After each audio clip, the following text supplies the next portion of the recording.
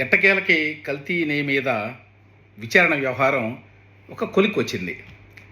సుప్రీంకోర్టులో ఇవాళ జస్టిసెస్ జే గవాయ్, కేవి విశ్వనాథన్ ఇద్దరూ కలిసి కొత్తగా ఒక స్పెషల్ ఇన్వెస్టిగేషన్ టీంని ఏర్పాటు చేశారు.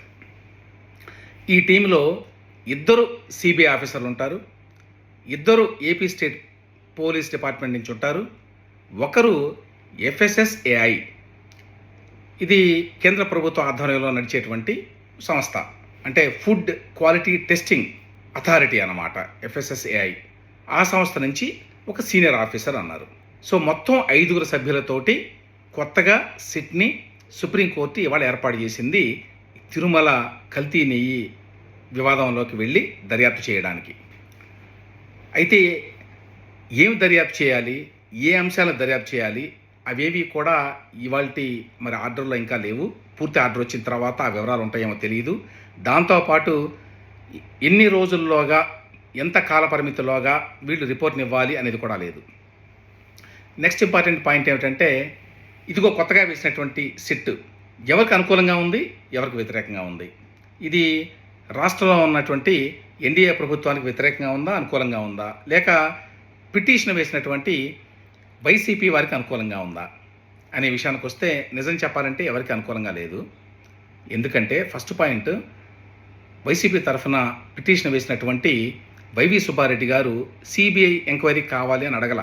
మీరు కనుక గమనిస్తే గతంలో జగన్మోహన్ రెడ్డి గారు మరి ప్రధానమంత్రి నరేంద్ర మోదీ గారికి లేఖ రాసినప్పుడు కూడా ఆయన సిబిఐ ఎంక్వైరీ కావాలి ఇందులో అని చెప్పి అడగల. మాకు చంద్రబాబు నాయుడు వేసినటువంటి సెట్ మీద నమ్మకం లేదు అనే మాట మాట్లాడారే కానీ ఎంతసేపటికి సిబిఐ ఎంక్వైరీ వేయండి అని అడగల. ఎవరు అడగల, ఇంక్లూడింగ్ సుబ్రహ్మణ్య స్వామి కూడా వైవి సుబ్బారెడ్డి గారికి మద్దతుగానే వేశాడు ఒక పిటిషను. అందులో కూడా ఆయన అడగల. ఏమడిగారు మరి వైవి సుబ్బారెడ్డి అనుకో? వారు అడిగింది ఏమిటంటే, సుప్రీంకోర్టు మానిటర్డ్ ఇన్వెస్టిగేషన్ ఉంటే బాగుంటుంది అన్నారు. అంటే సుప్రీంకోర్టు ఆధ్వర్యంలో పర్యవేక్షణలో ఒక సిట్టింగ్ జడ్జిని కానీ రిటైర్డ్ జడ్జిని కానీ వేసి పర్యవేక్షిస్తే బాగుంటుంది అన్నారు. అంతేగాని సిబిఐ ఎంక్వైరీ అడగల. ఎందుకంటే వాళ్ళకు కూడా సిబిఐ ఎంక్వైరీ పట్ల ఎందుకనో తెలియదు, సానుకూలత లేదు. కాబట్టి వాళ్ళకు అనుకూలంగా ఇప్పుడు ఈ 5 సభ్యుల సిట్ ఉన్నది అని చెప్పడానికి లేదు. నెక్స్ట్ పాయింట్, రాష్ట్ర ప్రభుత్వానికి ఇది ఏమన్నా ఎదురు దెబ్బ? కానే కాదు. ఎందుకంటే రాష్ట్ర ప్రభుత్వం, నేను గతంలోనే చెప్పినట్టు, మీరు సిబిఐ ఆఫీసర్లు పెట్టండి పర్యవేక్షించడానికి అనే మాట రాష్ట్ర ప్రభుత్వం తరఫున లాయర్గా వాదించిన ముకుల్ రోహత్కి గారు గతంలోనే సుప్రీంకోర్టు న్యాయమూర్తులకు సూచించారు. అప్పుడే దాని మీద నేను ఒక వీడియో కూడా చేశాను కొద్ది రోజుల కిందట. స్టేట్ గవర్నమెంటు సిబిఐ ఎంక్వైరీకి రెడీగా ఉన్నది అనేటువంటి హెడ్లైన్తోనే చేశాను అది.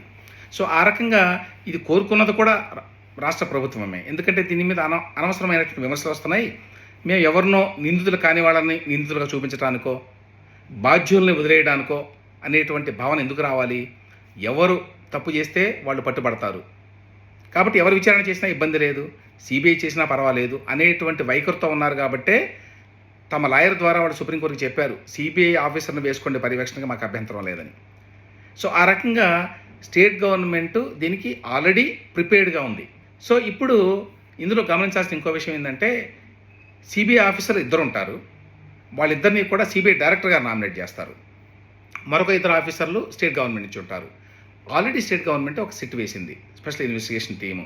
సర్వశ్రేష్ఠ త్రిపాఠి అని చెప్పి ఐజీ గారు, ఆయన నాయకత్వంలో మొత్తం 9 మంది సభ్యులు. వాళ్ళు కొద్ది కాలం పాటు దర్యాప్తు చేశారు, ఆ తర్వాత ఆపేశారు. ఇప్పుడు ఏమవుతుంది, ఆ దర్యాప్తు అది ఆగిపోతుంది. అయితే కొంత సమాచారాన్ని సేకరించారు కాబట్టి ఆ సమాచారాన్ని ఎట్లాగో ఉపయోగించుకుంటారు అనుకోండి కొత్త వాళ్ళు కూడా. ఇప్పుడు ఈ 9 మందిలో ఒక 2 రాష్ట్ర ప్రభుత్వం సుప్రీంకోర్టు నియమించినటువంటి ఈ సిట్లో సభ్యులుగా వేస్తుంది. ఇద్దరు సీనియర్ ఆఫీసర్లు అయి ఉంటారు మోస్ట్ ప్రాబబ్లీ. అందువల్ల సర్వశ్రేష్ఠ త్రిపాఠి గారు ఉండేటువంటి అవకాశం ఉంది. అందులో మరొకరు ఉంటారు సీనియర్ ఆఫీసరు. ఇంకొకరు ఇంతకుముందు చెప్పినట్టు ఎఫ్ఎస్ఎస్ఏఐ తరఫున దాని యొక్క చైర్పర్సన్ని నామినేట్ చేయమని సుప్రీంకోర్టు ఆదేశించింది. సో ఈ 5 ఉంటారు. దీంతో పిటిషన్ డిస్పోజ్డ్ ఆఫ్ అని కూడా సుప్రీంకోర్టు చెప్పేసింది. దీన్ని ఎక్కువ సాగదీయాల. అయితే ఈ రిపోర్ట్ ఎవరికి ఇవ్వాలి, సుప్రీంకోర్టుకి ఇవ్వాలా, మరి ఎవరికైనా ఇవ్వాలా అనే విషయంలో ఇంకా క్లారిటీ లేదు. అదేవిధంగా ఎన్ని రోజుల్లోగా రిపోర్ట్స్ దీన్ని సబ్మిట్ చేయాలి అనే విషయం కూడా లేదు. ఓవరాల్గా ఏంటంటే, మేము ఈ ఆర్డర్ ఎందుకు పాస్ చేస్తున్నామంటే, మరి కోట్లాది మంది భక్తుల మనోభావాలను దృష్టిలో పెట్టుకొని ఇది పెద్ద ఇష్యూ కాబట్టి ఈ దర్యాప్తు మీద అందరికీ నమ్మకం విశ్వాసం కలగాలి కాబట్టి మేము కొత్తగా ఈ సిట్ని ఏర్పాటు చేస్తున్నాము. అంత మాత్రం చేత రాష్ట్ర ప్రభుత్వం ఏర్పాటు చేసినటువంటి సిట్ మీద నమ్మకం లేదని కాదు అనేటువంటి అర్థం వచ్చేలాగా మాట్లాడారు. It would also be apt if investigation is carried under director of CBI. అంటే సిబిఐ డైరెక్టర్ గారి ఆధ్వర్యంలో నడిస్తే బాగుంటుంది అన్నారు, యాప్ట్ అన్నారు, అంతేగాని నడవాలి అనలా. మరి వారు ఇచ్చేటువంటి ఫైనల్ ఆర్డర్లో ఏమైనా ఉంటుందేమో చూడాలి. ఇంకా ఆ ఫైనల్ ఆర్డర్ ఇంకా రాలేదు. ఒక సజెషన్గా మాత్రమే ఆ మాట చెప్పారు. సో ఇంతటితోటి ఈ బహుశా తిరుమల కల్తీ నెయ్యి వివాదం ఒక అధ్యాయం ముగింపునికి వచ్చినట్టు. ఇక ఇప్పటి నుంచి దీని గురించి ఎక్కువగా మాట్లాడడానికి ఏమి ఉండదు, అటు ప్రభుత్వం కానీ ఇటు ప్రతిపక్షం కానీ. ఈ కొత్తగా ఏర్పాటైన సిట్ బహుశా 1-2 రోజుల్లో కాన్స్టిట్యూట్ అవుతుంది. ఎందుకంటే సిబిఐ డైరెక్టర్ అపాయింట్ చేయాలి 2 ఆఫీసర్లని, స్టేట్ గవర్నమెంట్ అపాయింట్ చేయాలి 2 ఆఫీసర్లని, ఒకరిని ఎఫ్ఎస్ఎస్ఏఐ వారు అపాయింట్ చేయాలి. వారందరూ వచ్చి తిరుమలలో మొత్తం ఇన్వెస్టిగేషన్ చేస్తారు. చేసిన తర్వాత రిపోర్ట్ తయారు చేస్తారు. కాబట్టి ఈ లోపల ఈ అంశం గురించి ఇక ఎవరు మాట్లాడడానికి అవకాశం ఉండదు. కాబట్టి దీని మీద ఇంకా ఎక్కువగా రచ్చ చేయడానికి అవకాశం ఉండదు. సంతోషించవలసిన ఒక విషయం అది.